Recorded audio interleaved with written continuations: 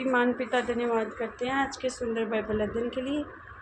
खुदावन हारी को बड़ी बरकत दीजिए, आशीष कीजिए पिता, यीशु नाम से मांगते हैं, आमीन। हम पढ़ेंगे रूत की किताब 2 अध्याय।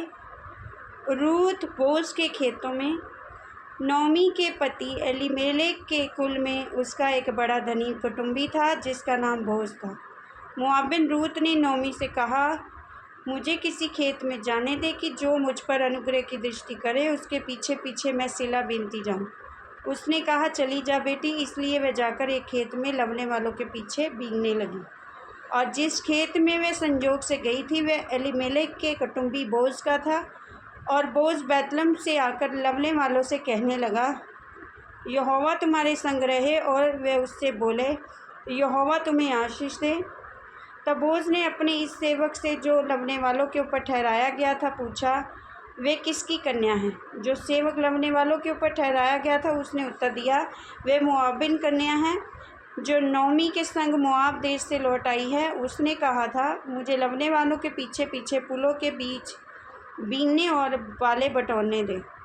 तो वह गई और भोर से अब तक यही है, केवल थोड़ी देर तक घर में रही थी। तब बोज ने रूत से कहा, मेरी बेटी, क्या तू सुनती है? किसी दूसरे के खेत में बीनने को न जाना, मेरी ही दासियों के संग यही रहना। जिस खेत को वह लवती हो उसी पर तेरा ध्यान बंधा रहे और उन्हीं के पीछे पीछे चला करना। क्या मैंने जवानों को आज्ञा नहीं दी कि वे तुझे तंग ना करें? और जब जब तुझे प्यास लगे तब तक तू बर्तनों के पास जाकर पानी पीना जिसे जवान लोग भरते हैं। तब वह भूमि तक झुककर मुंह के बल गिरी और उससे कहने लगी, क्या कारण है कि तूने मुझ परदेशन पर अनुग्रह की दृष्टि करके मेरी सुधि ली है?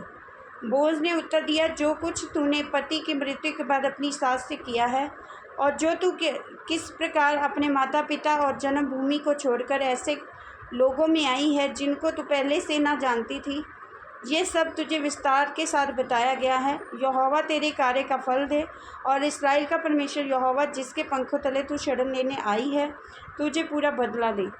उसने कहा, हे मेरे प्रभु, तेरे अनुग्रह की दृष्टि मुझ पर बनी रहे, क्योंकि यद्यपि मैं तेरी दासियों में से किसी के भी बराबर नहीं हूँ, तो भी तूने अपनी दासी के मन में बैठने वाली बातें कहकर मुझे शांति दी है। फिर खाने के समय बोज ने उससे कहा, यहीं आकर रोटी खा और अपना कोर सिरके में डुबा। तो वह लवने वालों के पास बैठ गई और उसने उसको भुनी हुई बालें दी और वह खाकर तृप्त हुई, वरन कुछ बचा भी रखा। जब वह बीनने को उठी तब बोज ने अपने जवानों को आज्ञा दी, अपने पुलों के बीच बीच में भी बीनने दो और दोष मत लगाओ, वरन मुट्ठी भर जाने पर कुछ कुछ निकाल कर गिरा भी दिया करो और उसके बीनने के लिए छोड़ दो और उसे घुड़को मत। अत वह साँझ तक खेत में बीनती रही। तब जो कुछ बीना था उसे फटका और वह कोई एपा भर जौ निकला। तब वह उसे उठाकर नगर में गई और उसकी सास ने उसका बिना हुआ देखा। जो कुछ उसने तृप्त होकर बचाया था उसको उसने निकालकर अपनी सास को दिया।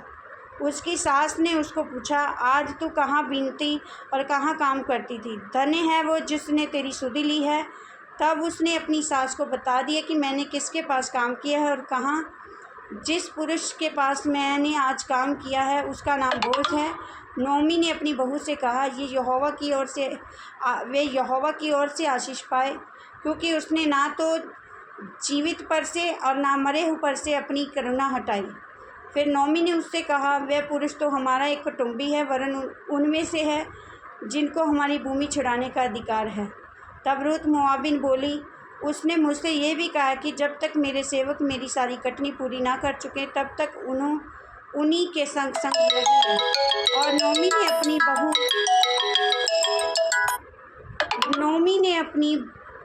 ने अपनी बहू रूत से कहा, मेरी बेटी, ये अच्छा भी है कि तू उसी की दासियों के साथ जाया करे और वह तुझसे दूसरे खेत में ना मिले।